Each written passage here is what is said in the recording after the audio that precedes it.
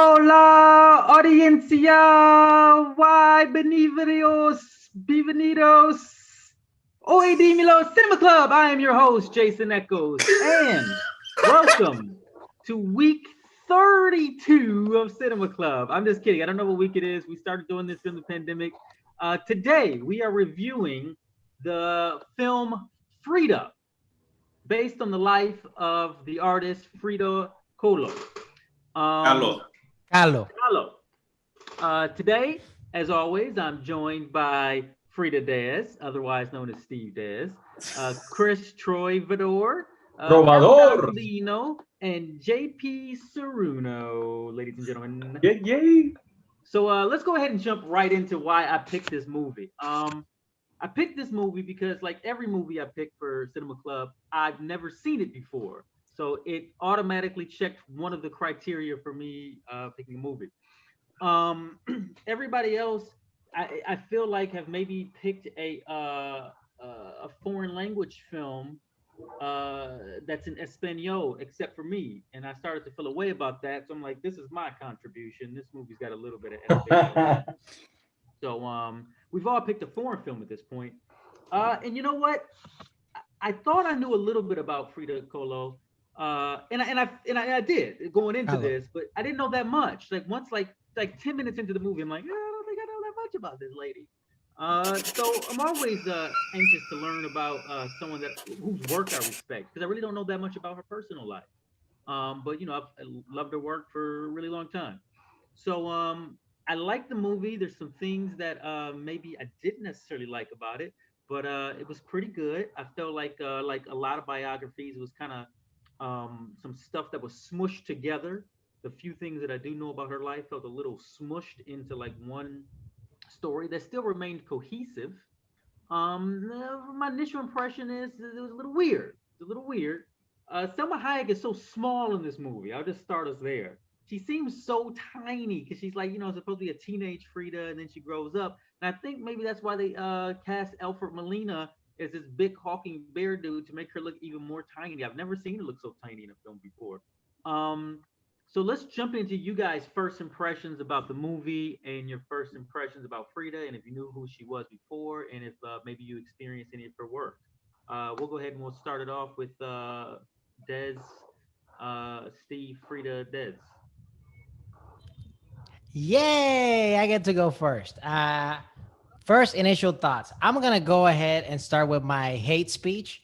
The thing that took me out of the movie, especially for the early beginning of the movie, was the fact that this was in English.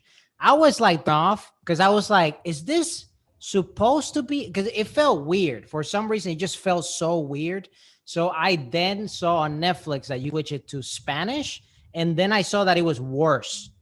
That it was like Spanish dub or super. something, or a Spanish version. It's a Spanish dub, Oh wow. and it Was was it it was was it worse. Salma Hayek? Was that even No. her, dude? No. No, no, it was someone else. I have no idea, but it was just horrible. So I was just like, okay, whatever. I'll just watch it in English. Like, it's okay. That's the original audience, how it was intended.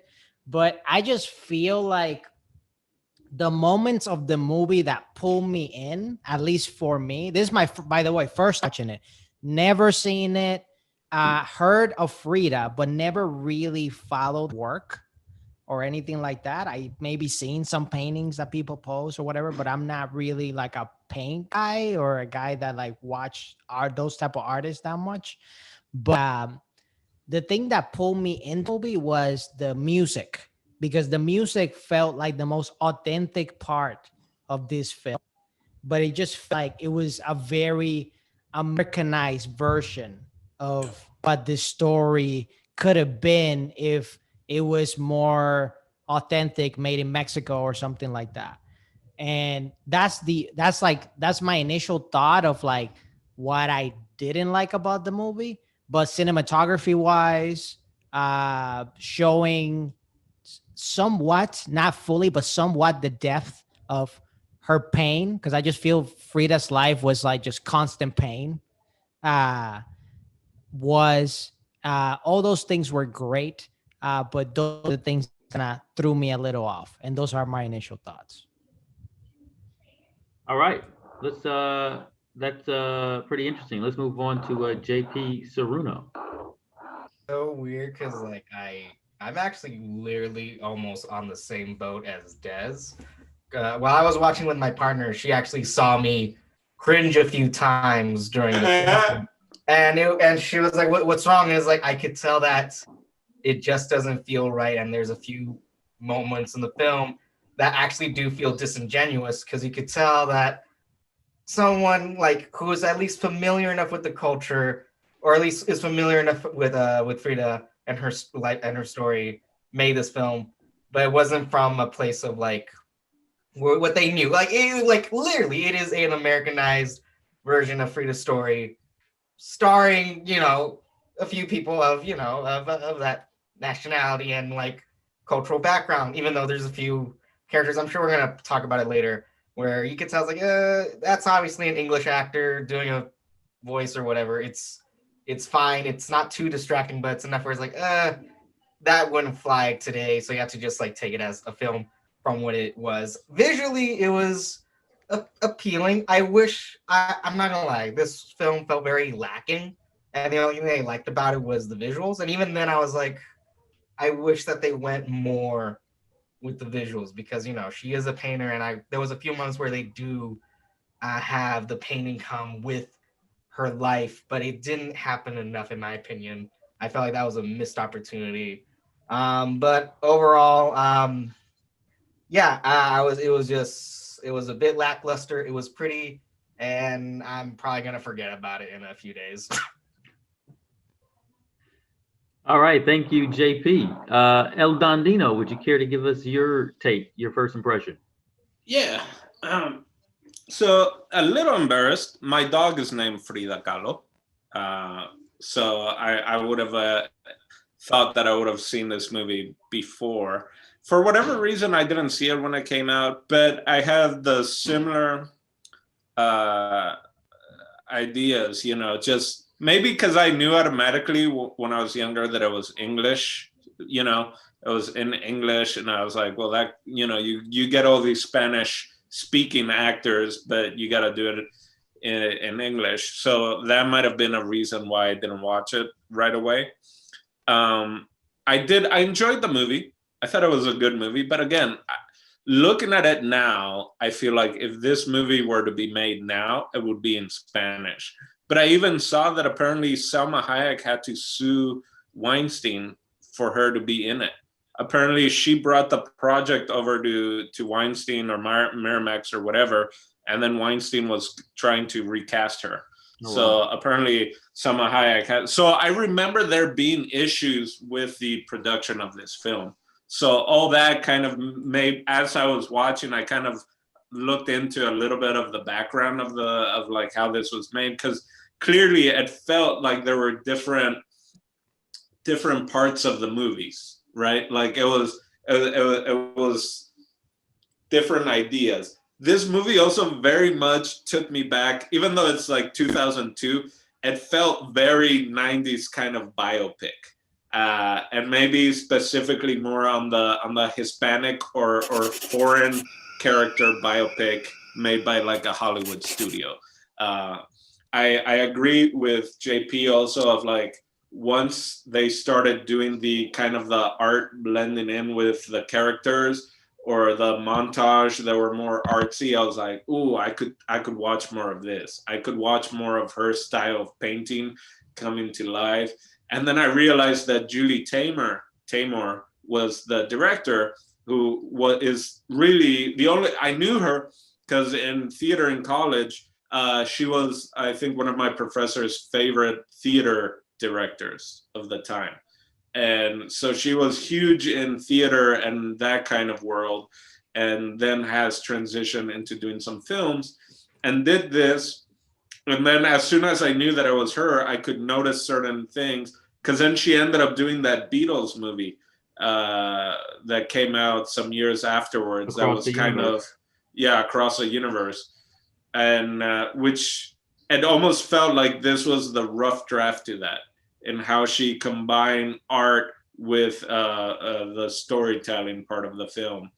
And then she was also supposed to be the director of the Spider-Man Broadway musical that kind of went down in flames, and then had, ended up leaving, I think before it opened or whatever. Like, anyway, point being, I still completely forgot about that disaster. Yeah. Well, because it still went on. Like, it might still be on Broadway right now. I mean, it might be the only thing running on Broadway at this moment, because they never got that letter of just like, yeah, we're done with this.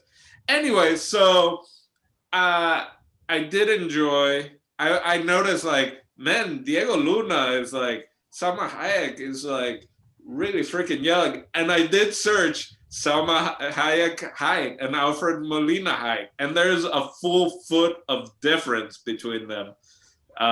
So there's all that. But you know what? First time watching it, I still and had enough information about her life that I had no idea about, because I knew more about her sexuality and just her overall art and her marriage and all that. But there were a lot of stuff that came up that I had completely forgot about, the accident and all the other stuff. And then, the Russians and blah, blah, blah, that just, has long gone. So I learned something. And I enjoyed that.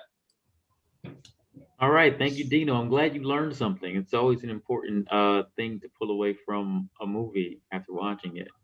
Any kind of art, if you can learn something, is a good thing.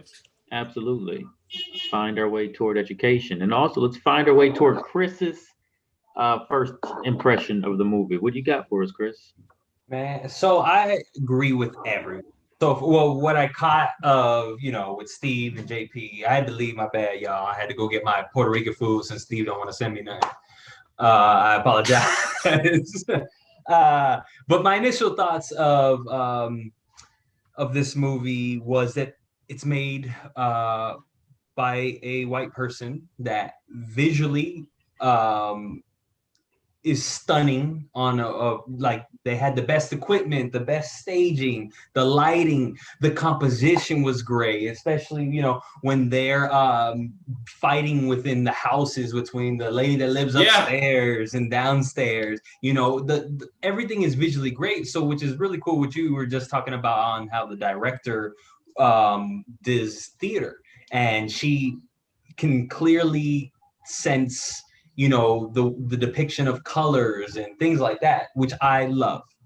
You learn something new. That's the things that I tend to take when I'm trying to learn or watch a movie, is like, okay, what good things can I say from it? Because we can all do, I done horrible films or, short film, whatever the case may be. And it's a pure talent to even get it decent for everyone across the board to like. So this movie was made by a white person, as in opposed to where they only saw the culture of what Frida brought to the table from a superficial viewpoint. The POV was just, let's try to make the top dollar on this, let's get a diverse movie in the box office, see how it does. And Frida's actual story is phenomenal. I find her story phenomenal, different, completely different from my artist voice. And, visually they captured that. And what I really want to get to the point of is that the storytelling and the writing was at best, C, but it bumps up when it visually looks appealing for the mass audience that doesn't understand where Mexico is, what or why. Half of the people who probably watch it are like, why does Salma Hayek have a unibrow? And it's like, I think Frida's story, if it were remade, would be so much better. I, as being a fan of hers, there's so much to talk about. Like, there's only so much you can put someone's life in an hour and 20 or however long this movie is. But as someone who does art, it takes a long fucking time. So to, these different stories, these different things, I like the cinematography that when she's painting, those things are great, great depictions. But what else can we do with her actual story, as opposed to she's one of the first to openly admit that she loves women and men, where she, that entrance, I do like the beginning of the film, the entrance where she's laying down and they're telling the story backwards. I'm a fan of just different ways of telling stories, that it's not so linear. And yeah, I mean, I liked it at first, but when you really start, like, from a visual standpoint, when we start diving into it, I mean, y'all all said great things. And it's like, at the end of the day, if I can't do better, then I can't talk shit. So that's my piece. I'm gonna make a t-shirt. That's great, man. Please put that on a t-shirt. If I can't do better, I ain't gonna talk shit. That's I dig it. I dig it, man. So that's an interesting thread that came between everybody here. Everybody seemed to have a bit of a qualm with the what seemed to be inauthenticity of the movie. And there is something, without even knowing who directed it, you're like, a Hispanic person, a Mexican woman didn't direct this movie. Like, I would have much rather have seen this film through the perspective of a Mexican woman. Honestly, I think only a Mexican woman could probably tell this story like the way it should be handled. And like JP said, I feel like there's a few missed opportunities in this film. I really did enjoy like that contextual art thing they did, where like they kind of told the story through her art, through her paintings and pieces, and then you go to that scene. I feel like that was a missed opportunity. That was amazing. Like, it should have been more of that. Now, I know it was '02. Maybe that was really hard to do. Um, Another question I wanted to ask you guys was, because of maybe the inauthenticity of the movie, were you guys able to relate to it in a way where you could recommend other Hispanic people to watch this movie, or better yet, non-Hispanic people to watch this movie? Would you be able to recommend it, knowing what you know? Oh, and I do agree, there's a better movie in here. There's definitely a better movie here. Like, I would love for them to retell this story again. Nothing wrong with Salma Hayek. I mean, she was great. I thought all the acting was great. There's a better story here. But can you guys like faithfully recommend this? It's like, it's the only Frida story, the only Frida movie. Can you guys recommend this to people, or would you just tell them to skip over it and go read a book or something? I would totally recommend that. Because I researched a little bit more about it. Again, I feel like Salma Hayek, you pitch a script. This is 2002. You have, or pre-2002 when you pitch it, and you have someone like Salma Hayek, and they're like, yeah, it's, this hot girl. Sure, we'll let her pitch this Frida movie, but then we gotta take control. Like I said, there was lawsuits involved just to keep her back in the film. Some cool things that I found out that I researched was, one is she's at a bar by herself at one point, and an old lady is singing Llorona to her. An old lady. Apparently, that old lady actually had hooked up with the actual Frida Kahlo. So wow.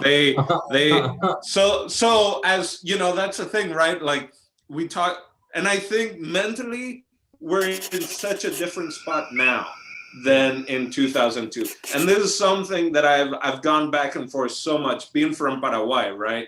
Like, John Voight played a Paraguayan dude in Anaconda, right? Like, I'm sorry, get anyone else to play a Paraguayan dude. But it's a conversation that I've had so many times with my dad and with my brother, of just like, if we want to have like a Paraguayan movie, and to the point, like, if you want to have it out to the largest audience possible, not just in your country, not just for your like spoken word, it probably needs to be in English. Now, in today's day, I think we've passed that point. And now we're seeing like, oh, we're doing Spanish speaking art. We're going to have it just as much Spanish as possible, right? I'm excited to see this Selena show that's coming up because again, you had J-Lo. The majority of the movie from that Selena movie was in English, right? There was Spanish, but it was mainly in English. By the way, But I think just quick side note from the Selena series. Oye Dímelo member Raymond Arturo Perez was actually one of the staff writers for that show. Just wanted Yeah. to give him his praise. So not to get like really into it, but I think I would still recommend it. Like Jason said, there isn't really another Frida movie out there. If there is, someone please show me to it. What I was happy was that Julie Taymor might not be Latina, but it's a female director, and I can respect that, and I can respect the artistic background that she's trying to show. So it's like, I respect this movie for the time that it came out and for the people behind it and what they were trying to do. And apparently either one of Frida's sisters, sister, she didn't have a daughter, but one of her family members actually was like so happy with like Salma Hayek's, I guess, portrayal of her and just the experience, like actually like gifted her some of their, Frida's actual necklaces and stuff like that, some heirlooms. So I think this was a time and a place where I think we were going towards like, let's get some more Hispanic voices out there in the early 2000s. But it was this constant struggle of like, you can have Hollywood produce Spanish movies. It's just not gonna sell. So I'm totally fine recommending these to both definitely English audiences, but also Spanish audiences, because it has a great cast in it, regardless of whether or not you have full Latino people like Alfred Molina, but then you have Jeffrey Rush, right, playing a Russian. So it's like, hey, this is a great cast, and they were trying to do something that, if you think about it, no one wanted to do or was wanting to. Why is there only one Frida movie, right? That's the type of thing. Nobody wanted to do this, and they got it done. So that's it. And one thing I would for sure want to add is that we're all men, at least in this group. And for what I've seen, the women react very different to this movie. They love this movie.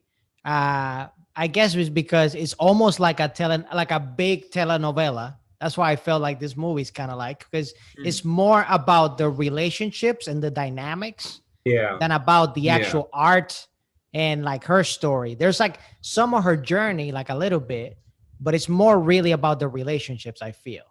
And at least all my girlfriends that were seeing, because I posted like a story on Instagram, they were like, oh my God, I love this movie. Oh my God, it's like my favorite movie. And they're saying that today, So they saw it recently. No, I think it's because that they saw that. Imagine in 2000 and being a teenager and watching this and seeing as a, it's very empowering. It's very empowering seeing someone dress up in a suit, a girl, right, for a picture. And you have the mom that's kind of like, and the dad's like, I always wanted to have a boy, right? Or the scene, the spoiler of the girl being like, whoever takes the biggest drink, gets to dance with me, and the two bros aren't able, and then Frida just like takes it like a man, as you would say, and has a dance and a kiss. Like, it's very empowering. So too bad we just out there are women that are in our group that all decided to boycott this because they're like, men can't talk about Frida Kahlo. So they're boycotting, and they're like, we're going to do our own movie review.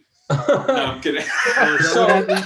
So I think for the times, it's definitely, for what it was, like, Frida reaching under the table to finger somebody, this other woman, like there are some great things that were told. And I think for the time, it set a bar for movies that come from Latinx communities. And everything that y'all were saying is on the head. I love it. And to add on to that, then yes, I would recommend it for those exact reasons. And for, I guess, movie film nerds, watch it with nothing on. Watch it silent. That's what I have it now. A lot of times I'll do that, say when I'm writing or drawing or whatnot, and visually it's stunning.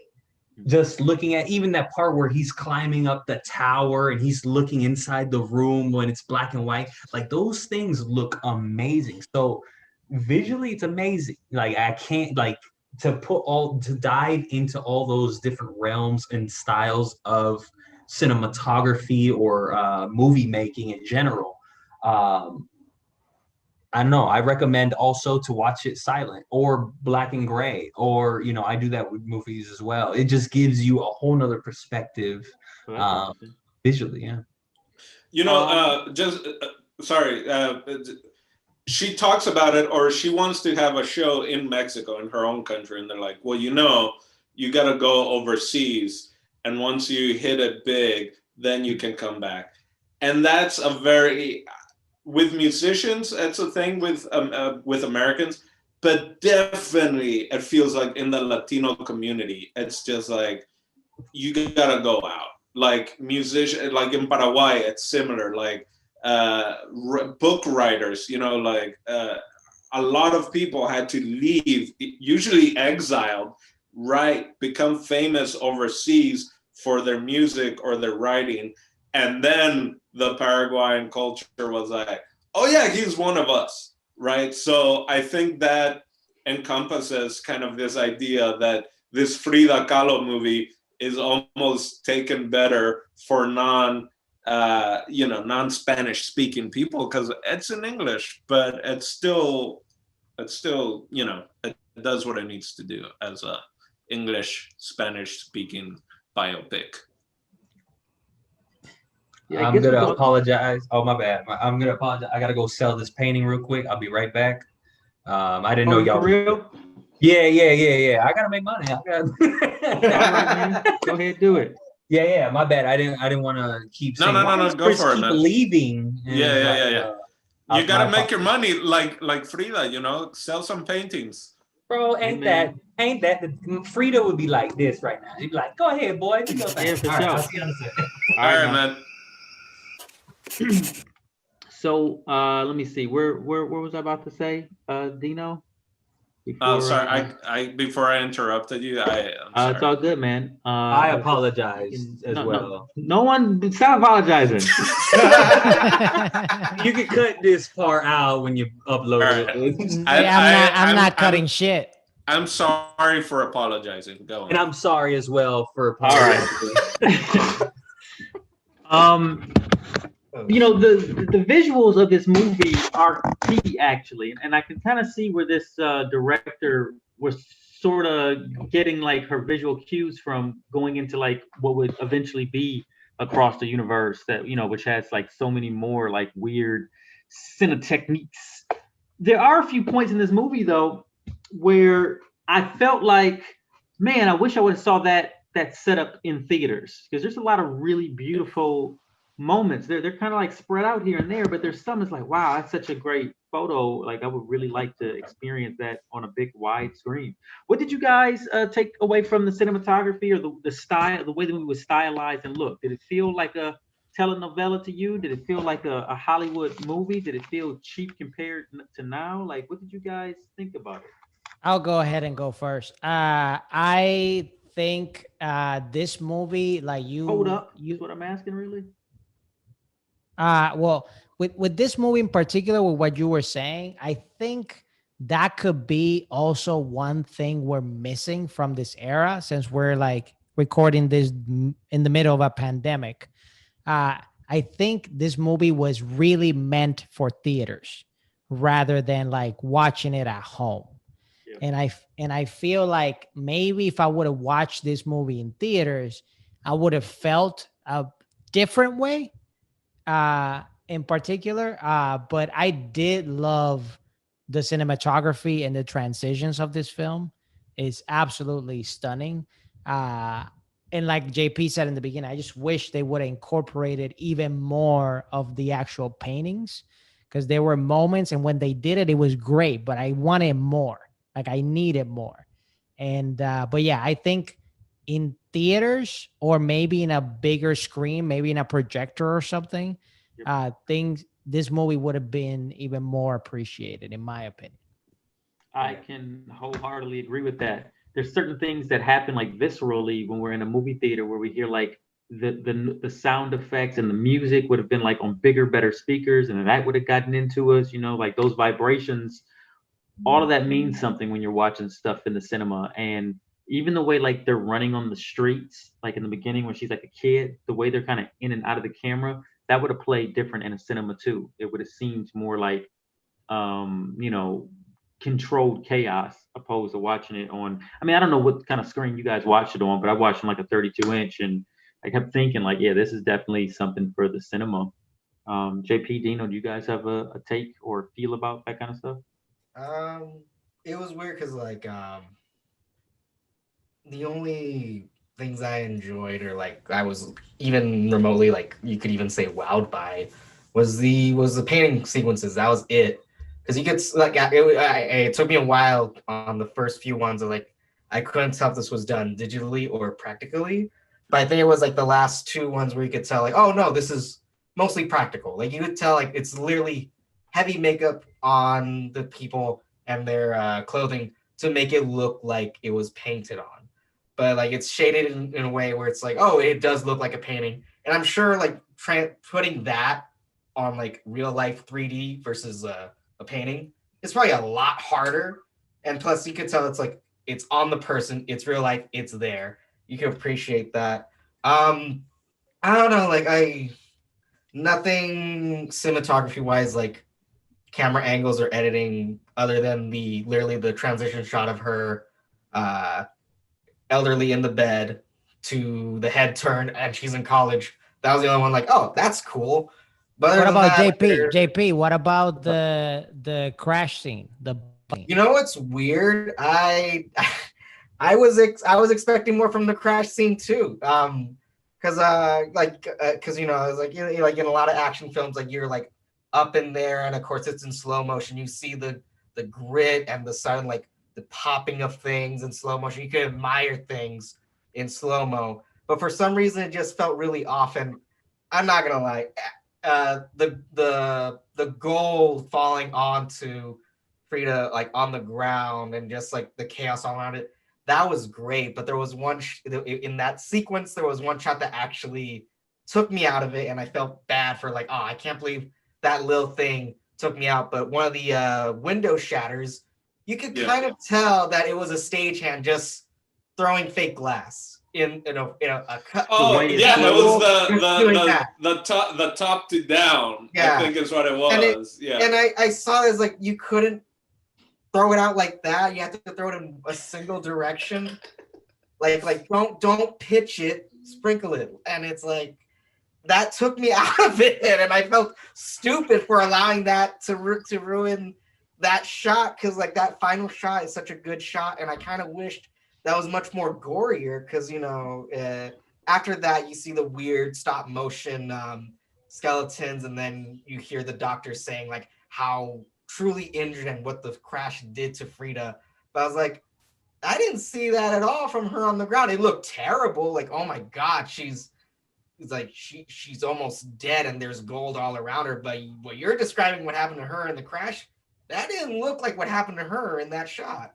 Yeah, I guess if it took you out, you didn't know, because I saw that pole, right? I saw Diego Luna or whatever holding onto the pole, and the pole breaks and it flies, and I'm just like, that pole is gonna land somewhere and it's not gonna be pretty. Yeah. And I mean that was like a javelin, I guess. And again, it was very artistic, which then when I realized it was Julie Taymor as a director, I was like, oh, that makes sense. Yeah, I wanted to see more of the paintings come to life, or more kind of like Alfred Molina being, King Kong, and like with the period kind of stuff. Like they went to the ruins there with the Russian dude. I was thinking like, because you had the Dia de los Muertos kind of skeletons, like maybe you're gonna have some of like the Aztecs or Mayans. Now I feel silly. Which one is I think it's the Aztecs. the, like maybe have some of that also incorporated. Telenovela wise, I mean, her whole relationship with Diego. No, what's the painter? Yeah, it is Diego, right? The painter. Diego Rivera. Yeah, Diego Rivera. I mean, I don't know how much more telenovela you can come up with that, right? Where you have a couple swingers just, doing their thing. It's basically Will Smith and Jada Pinkett Smith in Mexican version. Damn, you heard it here first. Frida Movie is Will and Jada Pinkett Smith's biopic. That's hot. That's hot.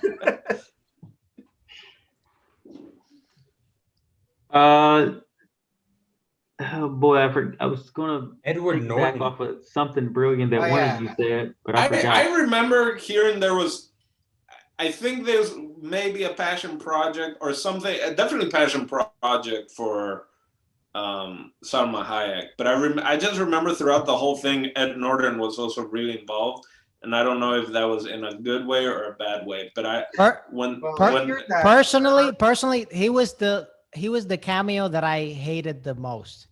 I could see. But he probably wasn't as big of an actor back then. That's why he took the small role. But like, I think Well, Salma Hayek are really close friends. Like, I think it was before this movie too. So I think relationship. Did they date? I feel like they dated. They were dating during that time, Maybe that's what it was. and he helped her get the movie made. He was like a producer on it.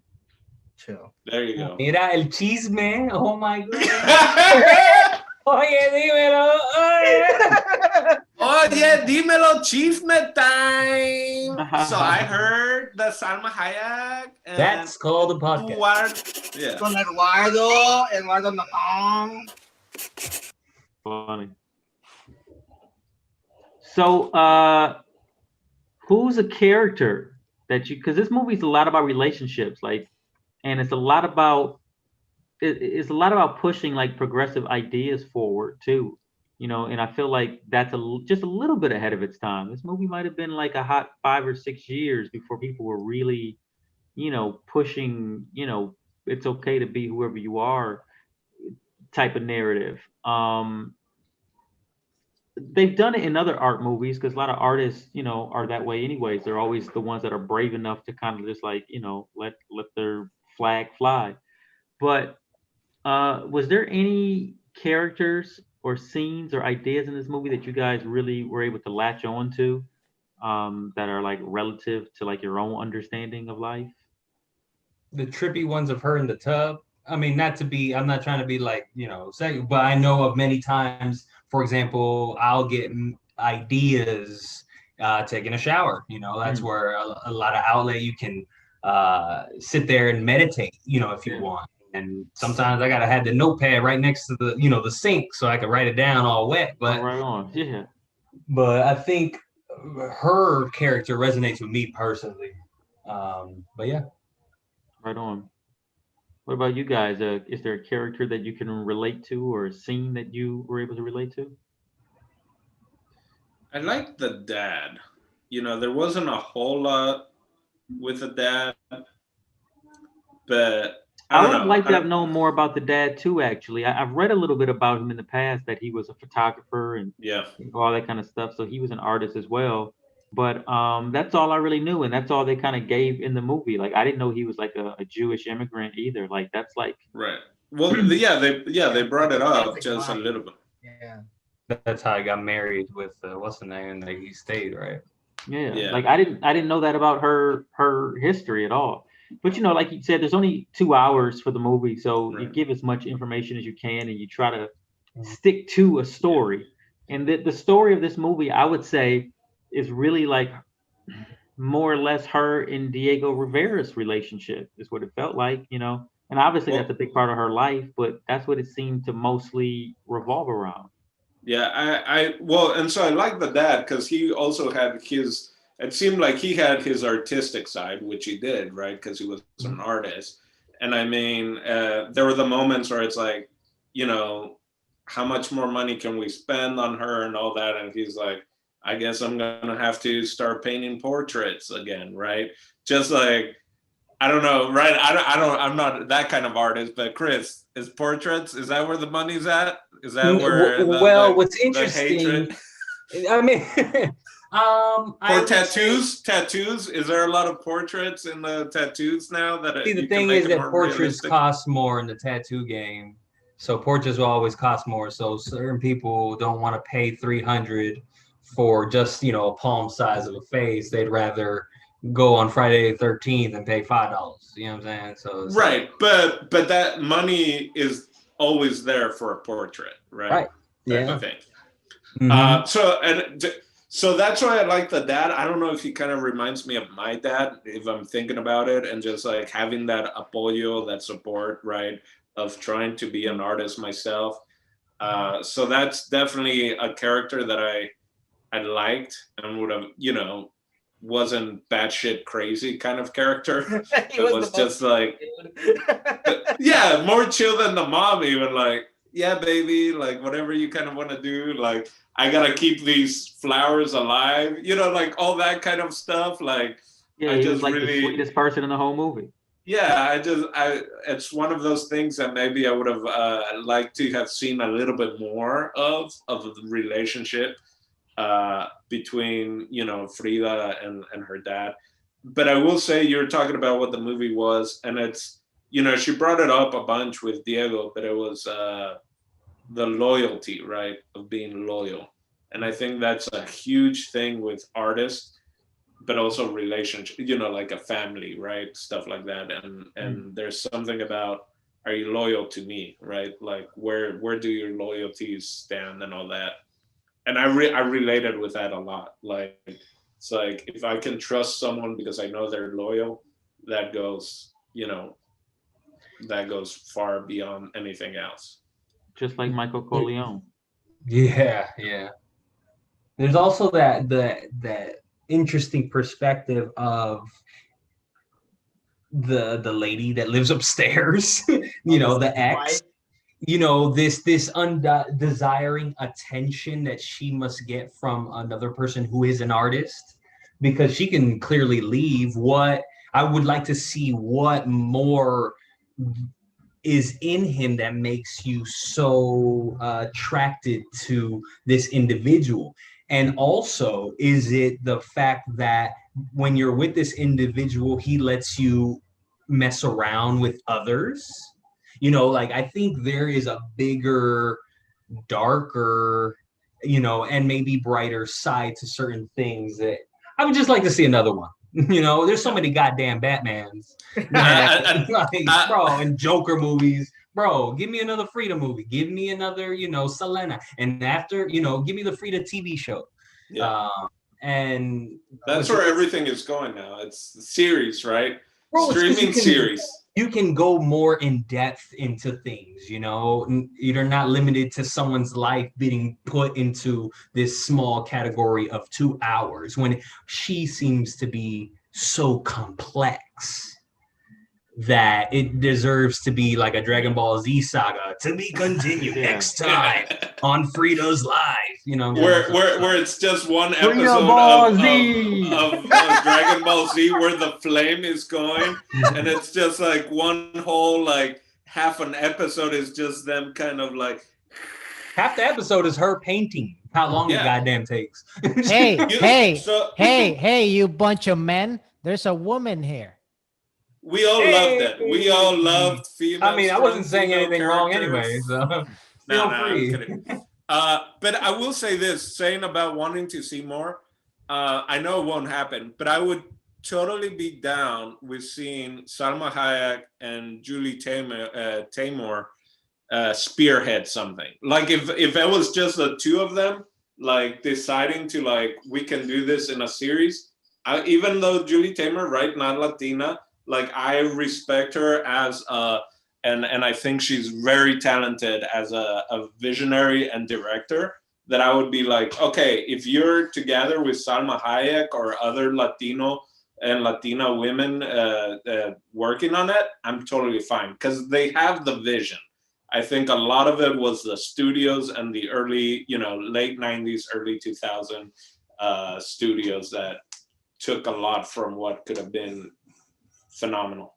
I definitely think that in present times we have better chances of that, because back then this was, the big leap. And I think it's so complex to do that. And I think it would be great to see such a complex story be developed in a new way with more, it already had, great graphics, or great CGI or whatnot and acting. But where else can we take this character? And the problem is with Hollywood, they're slightly now seeing, the things that they expect from the Latinx community is Narcos. How many seasons do we got to see it at? We have things, like El Presidente, or, anything that, what's that one lady that's in every novela that she had the interview with El Chapo and stuff? What's her name? Talking about? She's a famous Spanish actress. Anyways, it doesn't matter.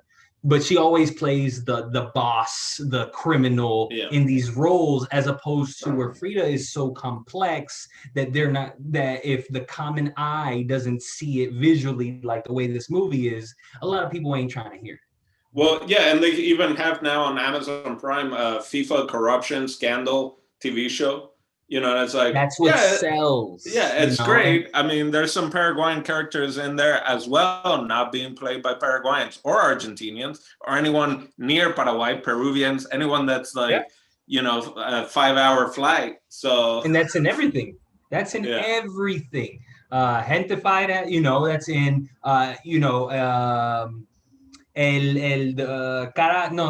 the Casa de Papel, where they're that one, there's different people from different nationalities, and we're going to come to the point where it's like, as long as we're passing the baton forward, I think that's when we'll let go of that, because I mean, The Rock isn't Egyptian, but he was playing with the Scorpion King, and we didn't say shit about that.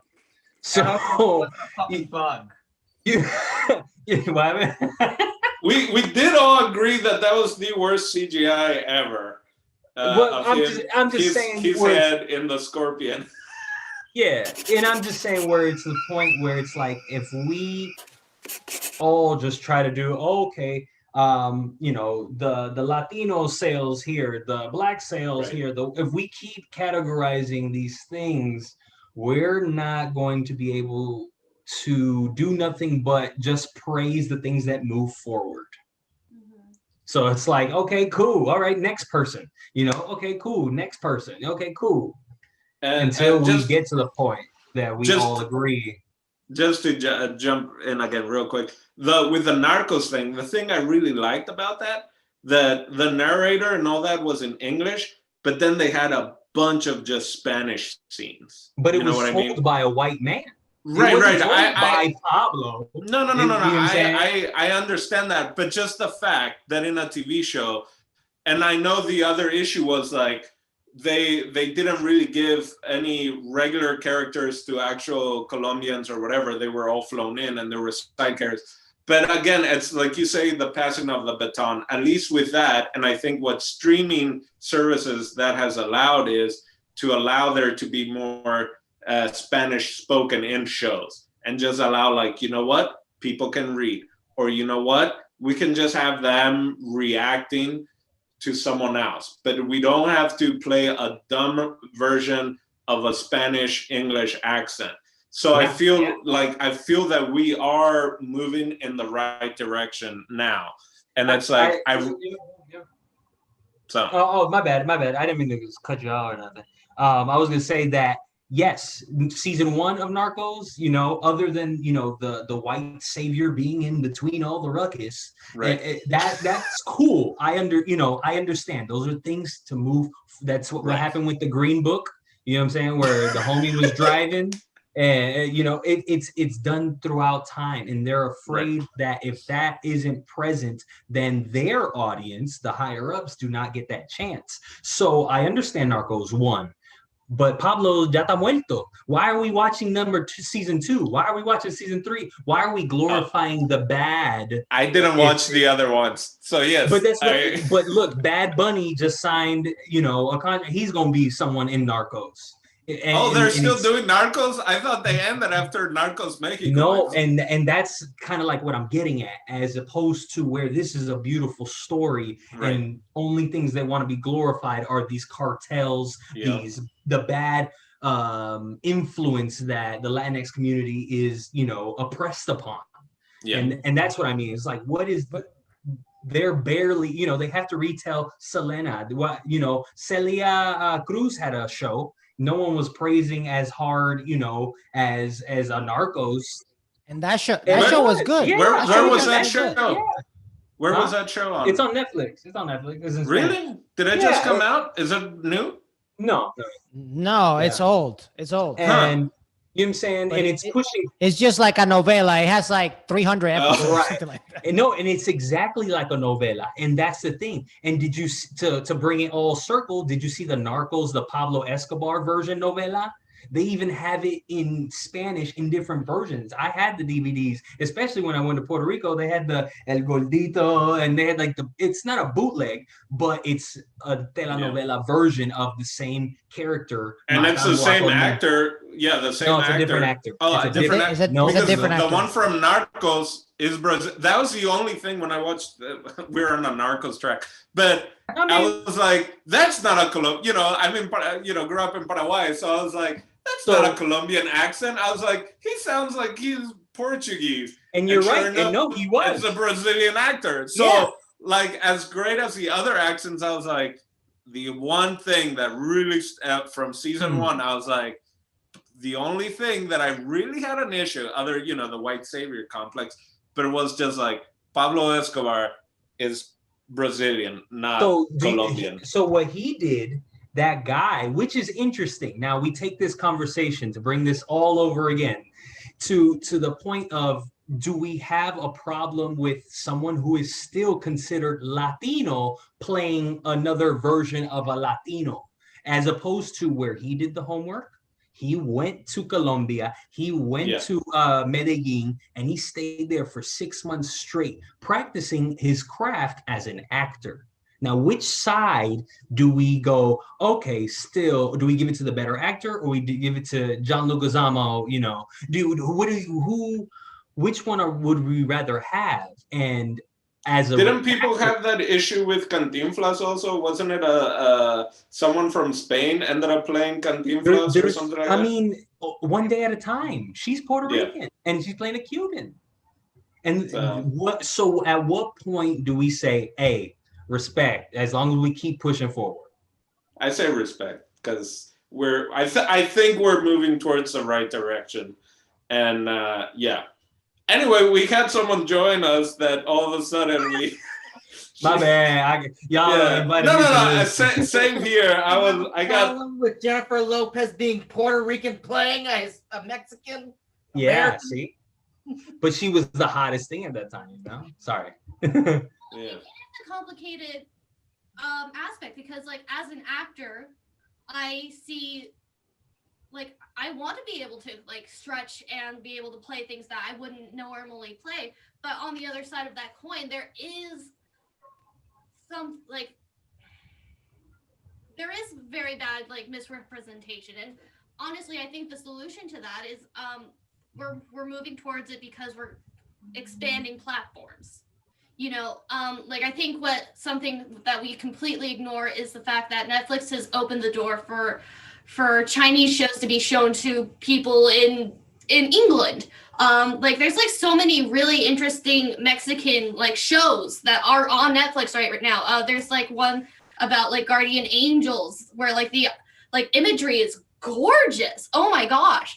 And to think that if that show had been made 10 years before, no one would have seen it, and it's such a fun show. So I think that us opening doors and becoming more of a global community. Not only, I think we're at a precipice where we're going to change the way we tell stories and the way that we expand these things. Because like it's not so much of just like trying to keep everyone in their own little boxes, but opening up the boxes so everyone can be part of all the other boxes is going to be the answer that we have to find, if that makes sense. I think you are 100% right about that, and I think streaming and specifically Netflix is kind of the orchestrator of that. And we have a great thanks for Netflix for opening up the international doors so we all can see what everybody's doing all over the world. I think there's an African series about to be on Netflix, and there's and Hulu has another Mexican series about to start. Well, it's going to the rights to the book, Mexican Gothic. Was, oh yeah, you know that? Good too. So it came out this summer, right? Yes, the book itself came out September. Okay, so that's going to be made into a series for Hulu. It's being produced by Kelly Ripa and Mark Consuelo. So there you go. There's another series, and hopefully there's a lot of representation in that. And if nothing else, I think Frida has been a door opener for a lot of other movies. I mean, correct me if I'm wrong, but this did receive some type of like Oscar recognition, didn't it, at that time? A lot of people got nominated. It won 2 Oscars for, I think, music and maybe some sort of cinematography in it or whatever. Yeah. Literally the 2 things that I've been saying this movie has. Great. That's true. Steve, you did say that. And yeah, those things are definitely standouts in the film for sure. And I mean, let's not forget how good Salma Hayek is in this movie. I mean, she's just as adorable as anything else. You can't take your eyes off of her, and she's just so dynamic and alive in this role. So, like, you know, kudos to her in that. And, and she had great support around her. You know, Melina, I thought was fantastic, and I didn't really see any bad performances in this movie. I wish we could have got more of Antonio Banderas. I really liked their argument. Their argument about communism, it was freaking fantastic. And it's like, these guys are really going at it right now. And that was it. No more He must have Antonio just Banderas. that and overheard someone talk about communism. Like, wait a minute, let me tell you something about that. Well, I mean, yeah. But like that's unfortunately the difficult thing about like looking at someone's life, especially someone who so much of what they managed to create was inside their own heads and their own personal experience. And it doesn't help that her life really was incredible in a way that like not very many, like it's definitely not a Kafkan experience where everything literally, you know, she really did have some amazing like life experiences, and she knew amazing people. Yeah.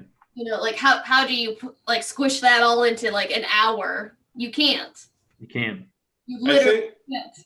I think again, how this shows that it was like a passion project of Salma Hayek and all that is being able to like Antonio Banderas showed like all these other Latino actors, not as big necessarily as Antonio Banderas, and even Diego Luna wasn't really that big back then. I mean, for Latinos, I had seen some of the other films maybe, but just like that scene at the party, and then you see all these Latinos, I was like, oh yeah, and it just that felt kind of like family, and just I was like, oh man, they look so young, and I was like, but it was like filmed in what, like 2000, 2001. I was even younger, but like seeing them then, it made me feel nice and warm inside, because I was like, I grew up with a lot of them and their films and all that. To see that they all kind of showed up to like, again, we're doing, you know, there was Mambo Kings, I think was a film that it was Antonio Banderas' first film in the U.S. And he was a jazz artist, and Celia Cruz actually, I think, played herself in Tito Puentes, maybe, if I'm not mistaken. Really? But Antonio Banderas learned it all phonetically. He didn't speak English. And I mean, it was him and Armando Sante, and definitely Antonio Banderas had like way less dialogue, but he, you know, like they were immigrants, right? Because they were musicians. And so there is this idea of like, yeah, they probably weren't speaking English 24/7. But guess what? We're speaking English right now, and our group is called Oye Dímelo. So as if we can get it out there to more people, sometimes we gotta speak the devil's language, you know. All right, well, let's go ahead and jump straight into some final thoughts. And would you recommend this movie to others? Chris, we'll start you off. Did you like the movie, right? Yeah. Some final thoughts of what you thought about the movie, maybe a takeaway, and would you recommend it going forward after watching it and thinking about it? Is this something that you would recommend to people? And if so, who? Absolutely. To people who don't know anything about her story. My mother, for example, did not know until she saw the movie, and she loved the movie. She did not like the art, which I had to explain in a. Did you guys watch the movie together? No, we did not. We did not. Okay. Different times, but I remember telling her about it, Hmm. and yeah, she's a fan of the movie. She's not a fan of the art. To her, the art seems darker. You know what I'm saying? It comes from a darker place. So one thing before I do recommend, I will be disclaimer.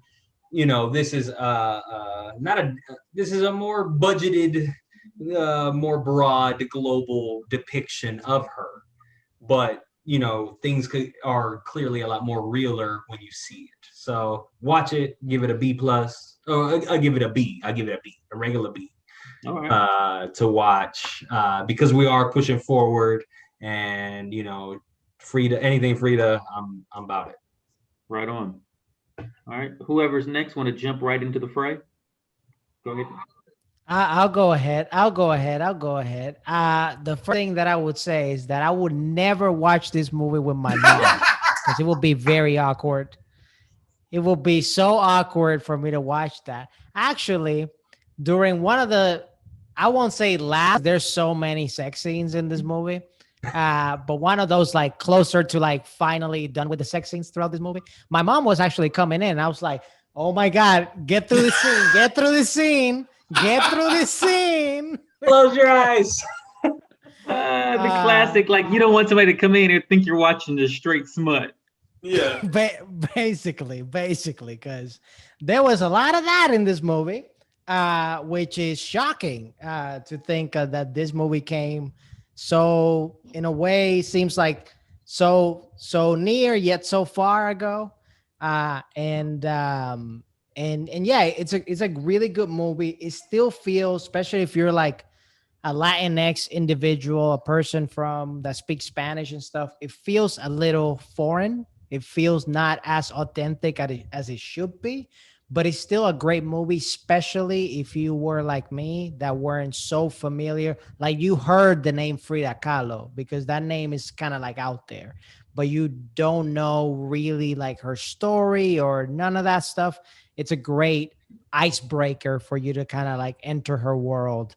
But there's definitely, I agree with everybody pretty much across the board. There should be more, whether it's a series or another movie or whatever it is, that kind of feels more at home, more towards that area. But yeah, those are my final thoughts. I'll Give go. us more free. Yeah, I'll go real quick because they've been hollering at me for like half an hour that the food's ready. There was boobies in the first scene, and I was like, "What is this? A Netflix show?" Because I feel like everything now, like that's like the selling point. But back then, also in 2000, it's like, I'm just thinking like if this was played on TV, they would have had to like done edits and all that.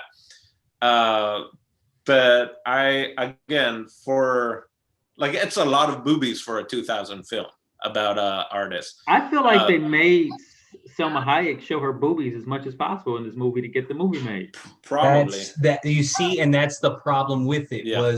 Was Frida's story depicted that exact same way? Yeah. You get what I'm saying? And that's the problem where it's like, how authentic can we get now that we see that sex isn't the only thing that sells? Yeah. Was this a Weinstein film or Miramax? Yeah, I think so. Yeah. Like I said, that checks out then. Yeah, Salma had to fucking sue him so that she could still play him.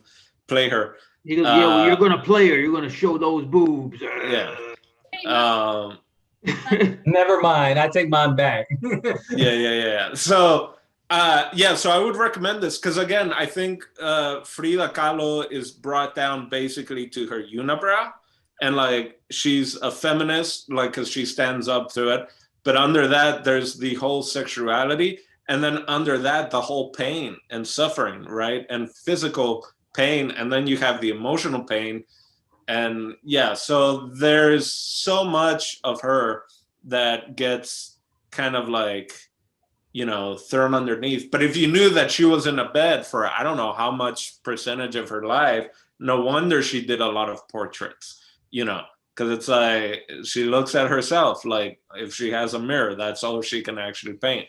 So it makes so much more sense with some of that. Again, I think for it's crazy. Back in 2002, this was a great movie, or else we wouldn't have seen a movie about Frida. But I would recommend it. I still do. There's definitely the caveat of like, it's not going to be in Spanish. I think they speak more actual Russian in the movie than Spanish, other than in the songs. But when you hear the Russian people fighting, I feel like you hear more Russian. So I recommend the movie. For 2002, because I was in Paraguay and these were my grades in Spanish. I don't know how it was for you guys. I would go with a muy bueno, because it was excelente, muy bueno, insuficiente, y I think and something else that you just failed miserably. So I'd say entre bueno y muy bueno. Anyway, I gotta run because my food's getting cold. Buen provecho. Joy, some rice and some lamb.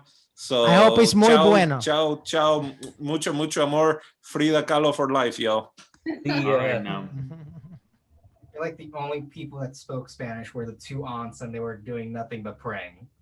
And that was I don't know. Like it's like literally, I already said in the beginning, there was moments that I thought were very lackluster, and there was I couldn't help but cringe a few times at some of the writing where I could tell I was like, okay, this was obviously like I can't get over Alfred Molina saying it's like, oh, I would eat you with tortillas. Like who the fuck wrote that? Like who the fuck wrote that? I kind of hated that line. Bro, I hated that line. There were some corny lines in this movie. Right, like the tortilla. It wasn't flowers, maíz. But I'm gonna say like the visuals were good. Like the only wow that I felt visual or like anything in the movie that I was like, wow, that's cool, was literally the last shot of the movie. And I've seen this movie before, but a long time ago, oddly enough, with my mom. I got a lot of stuff with her. We watched some shit that I knew was something I couldn't watch. Like my poor little Catholic boy was like, oh no. But, was her in her deathbed and being lit ablaze, because that was something that she wanted. She wanted to be cremated just because her body was such a curse. And I felt like that ending was beautifully done, and like in a better movie, it would still be that same ending, But I'm not gonna lie, there's not enough in this film that I liked or enjoyed enough to even rewatch it again. So I'm gonna be the odd one out and say I actually can't recommend it. No. All right. Difference of opinion. I like it. Yeah.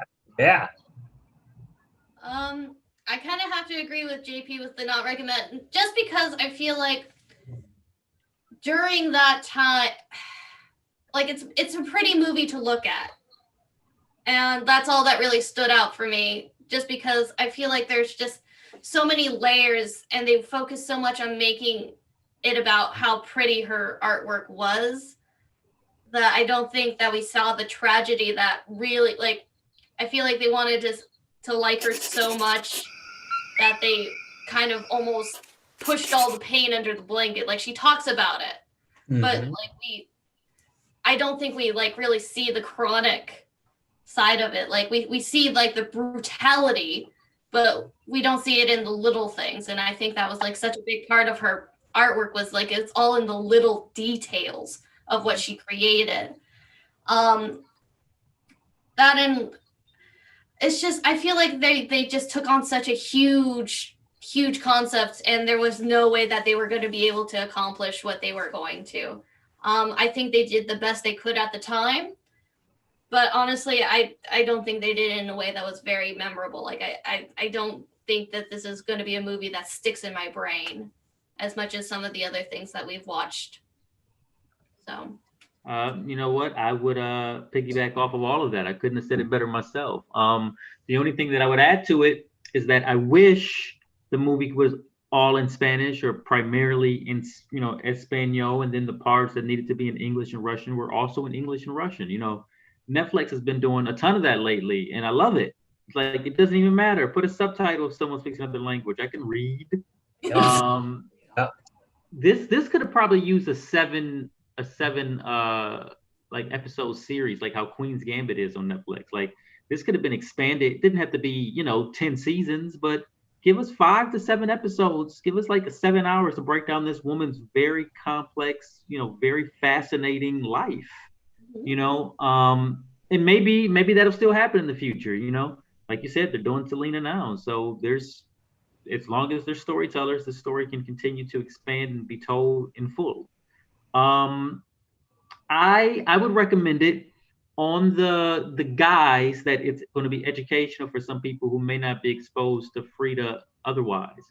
I knew a little bit about her, but mostly just through her work. I didn't really know very much personal about her.